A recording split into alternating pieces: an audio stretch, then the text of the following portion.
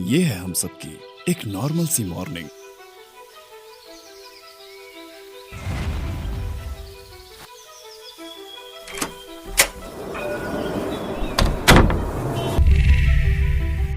जहां हम जानते हैं हर एक नया दिन हमारे लिए नई चुनौतियां और नई अपॉर्चुनिटीज लेकर आता है। हम जानते हैं कि नींद में सपने देखने से सपने पूरे नहीं होते, बल्कि उठकर मेहनत करने से पूरे होते हैं। हम ये भी जानते हैं कि कुछ दिनों के लिए बहुत सारी मेहनत करने से हमें सक्सेस नहीं मिलेगी, बल्कि हमें बहुत सारी मेहनत बहुत लंबे समय तक करनी होगी। हम जानते हैं कि हर दिन की मेहनत हमें अपने सपनों के और भी करीब लेकर जा रही है, और ये सब कुछ जानते हुए भी जिस पल हम कोई काम या स्टडी या कोई इंपॉर्टेंट काम को करने के लिए बैठते हैं, तब होता क्या है ये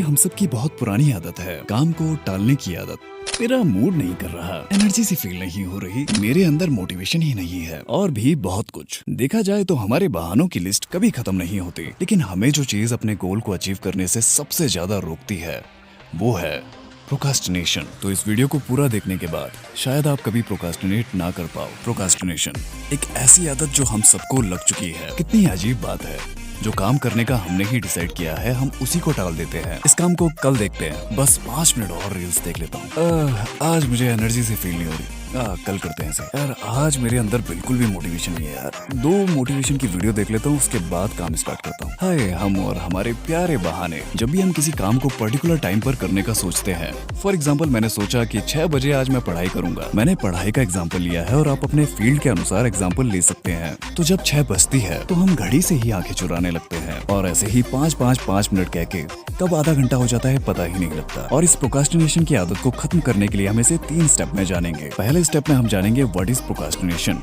जब तक हम किसी चीज को जानेंगे नहीं, उसे खत्म कैसे करेंगे। दूसरा, व्हाई वी प्रोक्रास्टिनेट, आखिर हम प्रोक्रास्टिनेट करते ही क्यों है। और तीसरा, हाउ टू स्टॉप प्रोक्रास्टिनेशन। लेकिन अगर आप पहले के 2 पॉइंट नहीं समझ पाए तो आप तीसरा पॉइंट नहीं समझ पाओगे। तो आखिर प्रोक्रास्टिनेशन है क्या? The tendency to delay activities और task that have to be completed before a deadline after despite knowing there will be negative consequences for doing so. आसान भाषा में कहें, उस काम को टालते रहना जो काम समय पे करना जरूरी है, ये जानते हुए कि उस काम को टाइम से ना करने की वजह से हमारी लाइफ पर क्या नेगेटिव इम्पैक्ट पड़ेगा। लेकिन जब मैंने प्रोक्रास्टिनेशन को गहराई से समझा तो मुझे पता चला कि हर वो काम जो हम टालते हैं वो प्रोक्रास्टिनेशन नहीं होता, चाहे वो प्रोक्रास्टिनेशन जैसा लगे भी। आई नो थोड़ा कॉम्प्लिकेटेड है। फॉर एग्जाम्पल, कभी कभी हम अपने गोल्स को अचीव करने के लिए प्लान्स बनाते हैं, तो वो प्रोक्रास्टिनेशन नहीं है। और या फिर मुझे पता है कि 10 मिनट में मैं रोटी बना लूंगा, इसीलिए मैं जिम में थोड़ा और टाइम दे देता हूँ। या फिर तुम ये मान लो कि तुम एक इम्पोर्टेंट काम कर रहे हो और तभी तुम्हारे पास कोई अर्जेंट काम आ जाए, तो ये प्रोक्रास्टिनेशन नहीं है, क्योंकि हम नहीं जानते कि कब कौन सा अर्जेंट काम हमारे पास आ जाएगा। इसीलिए कई बार जो चीज हमें प्रोक्रास्टिनेशन दिखती है वो प्रोक्रास्टिनेशन होती नहीं है। तो आखिर प्रोक्रास्टिनेशन कौन सा वाला है? इसे समझने के लिए हमें प्रोक्रास्टिनेशन को 2 भागों में बांटना होगा। पहला होगा एक्टिव प्रोक्रास्टिनेशन और दूसरा पैसिव प्रोक्रास्टिनेशन।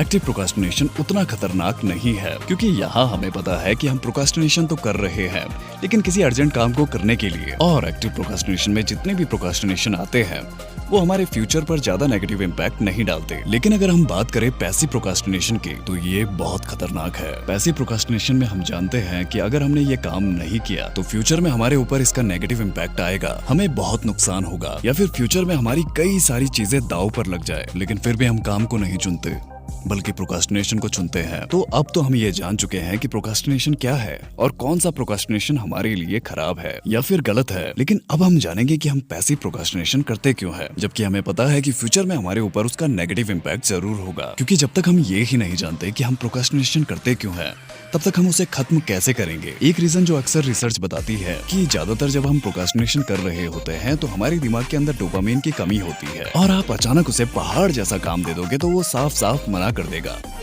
मैं नहीं कर रहा। तो रिसर्च कहती है कि आपको छोटे छोटे स्टेप लेने चाहिए, जैसे कि आप बेड से उठे, फिर आप थोड़ा चले, बुक्स निकाली और उसके बाद टेबल पर बैठ गए। और इससे होगा क्या, आपके दिमाग को थोड़ा थोड़ा डोपामिन मिलने लगेगा, जिससे वो रेडी हो पाएगा दूसरे काम को करने के लिए। अगर आप दिन भर सोशल मीडिया देखते हो, दिन भर अपने मोबाइल में घुसे रहते हो, तो ये आपके लिए सबसे बेस्ट ऑप्शन होगा। लेकिन मेरा केस ये नहीं था।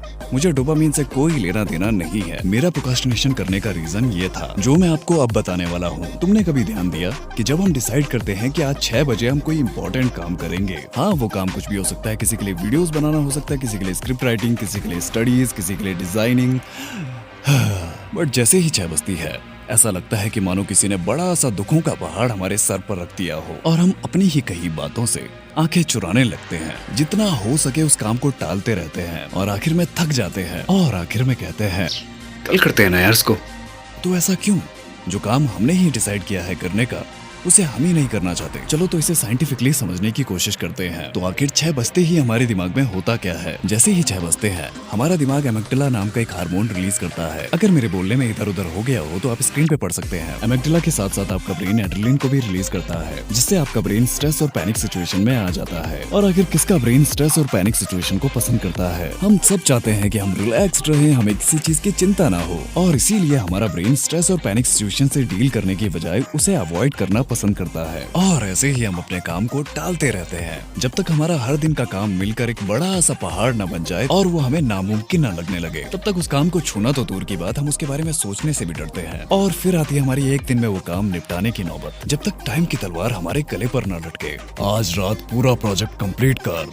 हम सबको ये समझना चाहिए, ये तो हम सब जानते हैं कि ले दे के वो काम हमें कभी ना कभी तो करना ही होगा। चाहे वो स्टडी करना हो या फिर बिजनेस प्लान बनाना हो या फिर खुद को फिट रखना हो या फिर यूट्यूब के लिए वीडियो बनाना हो, आपके लिए कुछ भी इम्पोर्टेंट काम हो सकता है। तो क्यों हम अपने काम को टाल टाल कर अपने अंदर और भी stress, anxiety, depression, low self esteem को बढ़ा रहे हैं? तो अब हम बात करेंगे कि इस प्रोक्रास्टिनेशन की आदत को हमेशा हमेशा के लिए कैसे छोड़ें। लेकिन उससे पहले हम हर साल ये सोचते हैं कि इस साल हमारा कमबैक होगा, इस साल हम एक डिसिप्लिन पर्सन बनकर दिखाएंगे और अपनी लाइफ में कुछ बड़ा बदलाव लेकर आएंगे। लेकिन हर साल ना ही हम एक डिसिप्लिन पर्सन बन पाते हैं और ना ही हम अपनी लाइफ को बदल पाते हैं। लेकिन सक्सेसफुल पर्सन बनने के लिए हमें सबसे पहले वो पर्सन बनना होगा जो सक्सेस को डिजर्व करता है। इसीलिए मैं आप सभी के लिए लेकर आया हूँ 2025 में 21 days discipline challenge. Description box में आपको एक लिंक मिलेगी, उसे क्लिक करने के बाद आप इस वेबसाइट पर आ जाएंगे। फिर आप यहाँ से इस डिसिप्लिन चैलेंज को डाउनलोड कर सकते हैं। जब आप इसे डाउनलोड कर लेंगे तो ये आपकी फाइल मैनेजर में आ जाएगा। पहले आपको इस फाइल को लॉन्ग प्रेस करना होगा और उसके बाद ये 3 बिंदु वाला बटन या फिर मोर का बटन दबाकर एक्सट्रैक्ट हियर के ऑप्शन को क्लिक करना है और उसके बाद आपके सामने आ जाएगा 21 डेज डिसिप्लिन चैलेंज। सबसे पहले आपको मिलेगा इंट्रोडक्शन फोल्डर। इन 3 ऑडियो में आपको समझाया जाएगा कि ये चैलेंज क्या है, आपको कौन कौन से रूल फॉलो करने होंगे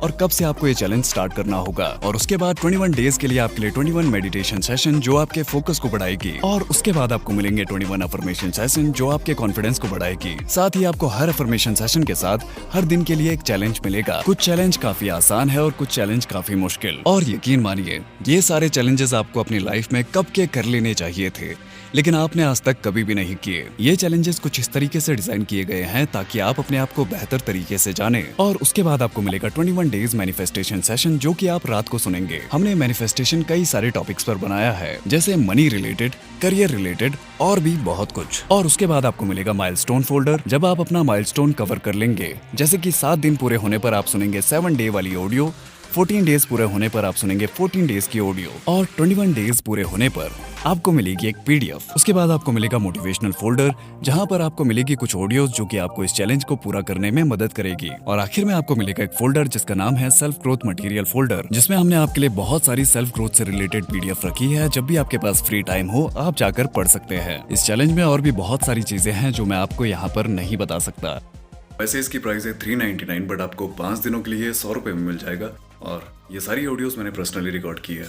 तो 5 दिनों के लिए ये चैलेंज आपको 100 रुपए में मिलने वाला है। तो क्या आप तैयार हैं 21 डेज डिसिप्लिन चैलेंज के लिए? मैं आपका वहाँ पर इंतजार करूंगा। चलिए तो साथ में अपनी जिंदगी को बदलें। डिस्क्रिप्शन बॉक्स में पहली लिंक को क्लिक करने के बाद आप इसे डाउनलोड कर सकते हैं। चलिए तो बढ़ते हैं वीडियो की ओर। पहला, आपको आपके काम को छोटे छोटे पार्ट्स में डिवाइड करना होगा। हाँ, ये सुनकर आपको ऐसा लग सकता है कि नहीं, मैं एक ही दिन में सारा काम कर लूंगी या फिर कर लूंगा। लेकिन ऐसा अगर है तो आज आप प्रोक्रास्टिनेशन पर वीडियो नहीं देख रहे होते, जहां आप दिन भर कुछ नहीं कर रहे, नील बटा सन्नाटा है। कम से कम आप 1 घंटा तो अपने काम को दे पाओगे। और दूसरा है जर्नलिंग। सच में कोई चीज अगर मैं पिछले सालों से कर रहा हूँ तो वो है जर्नलिंग। जब भी मैं परेशान हो जाता हूँ या फिर मैं प्रोक्रास्टिनेट करने लग जाता हूँ तो मैं जर्नलिंग करने लग जाता हूँ। खुद से पूछता हूँ आज मैंने क्या किया, कौन सा इंपॉर्टेंट काम मैं नहीं कर पाया, उसके पीछे वजह क्या थी। और जब तक मुझे मेरी प्रॉब्लम नहीं मिल जाती मैं रुकता नहीं, और जब आखिरकार मुझे मेरी प्रॉब्लम मिल जाती है तो मैं खुद ही अपनी प्रॉब्लम का सॉल्यूशन लिख देता हूँ। अगर मेरे सॉल्यूशन से मेरी प्रॉब्लम सॉल्व हो जाती है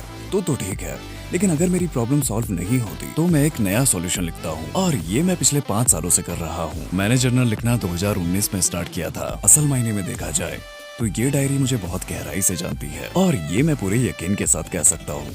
आप एक बार लिखकर तो देखिए, आपके सारे आंसर्स आपके ही अंदर है। बात करते हैं तीसरे वाले की। Number 3, set clear goal. हाँ, मैं जानता हूँ कि मैं हमेशा कहता हूँ कि सेट क्लियर गोल, और ऐसा क्यों कहता हूँ? मान लीजिए कि आप एक सफर पर जाने का फैसला लेते हैं और आपके सामने बहुत सारे रास्ते हैं और आप नहीं जानते कि आपको कहाँ जाना है, तो आप क्या करेंगे? और एग्जैक्टली वैसा ही आज है। जब हमारे पास क्लियर गोल ही नहीं है कि हमें क्या करना है और क्यों करना है, तो तब हम एक ही चीज करते हैं, और वो है प्रोक्रास्टिनेशन, अपने काम को कल पर टालना, क्योंकि हम नहीं जानते कि क्यों करना है और क्या करना है और किस लिए करना है। और इसीलिए अपने पेन और पेपर निकालो और अच्छे से ये बात लिखो कि हमें क्या करना है, क्यों करना है और किस लिए करना है। और जब सब कुछ क्लियर हो जाए उसके बाद आपको ये करना है। नंबर 4, दी 5 सेकंड रूल। ये वाला सबसे आसान है। 5, 4, 3, 2, 1। चल मेरे लाल, हो जा शुरू। हाँ, बिल्कुल ऐसा ही करना है, एग्जैक्टली सेम टू सेम। क्योंकि जब आपके पास क्लियर पर्पस है, आपको क्यों करना है, किस लिए करना है और क्या करना है,